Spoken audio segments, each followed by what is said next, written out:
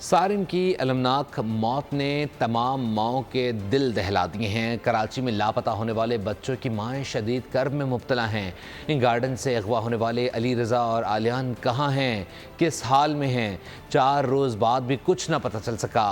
خدا را ہمارے بچے دلا دو، دکھیاری ماؤں کی فریاد نے سننے والوں کو اشکبار کر دیا ہے۔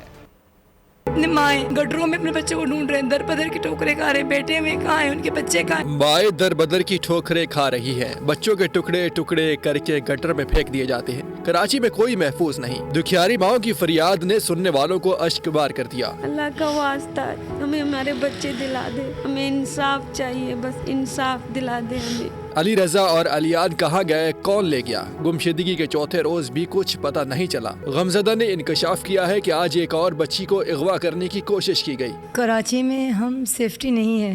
جس روڈ سے میرے بچے کو کڈنیپ کیا گیا ہے اسی روڈ میں ابھی کسی اور بچی کو کڈنیپ کر رہے تھے۔ ابھی کی بات ہے، 15 منٹ کی بات ہے، زیادہ دیر کی بات نہیں ہے۔ شکر ہے کہ وہاں پر کچھ لوگ تھے، شادی ہو رہی کہ ان لوگوں نے فوراً حملہ کیا، وہ لیکن بائک پر تھے، وہ فرار ہو گئے۔ 4 دن پہلے یہ واقعہ ہونے کے باوجود کہ ابھی دوبارہ یہ ہو رہا تھا، تو مطلب کتنے علیان اٹھائے جائیں گے، کتنے علی رضا اٹھائے جائیں گے، کب تک یہ سلسلہ چلتا رہے گا؟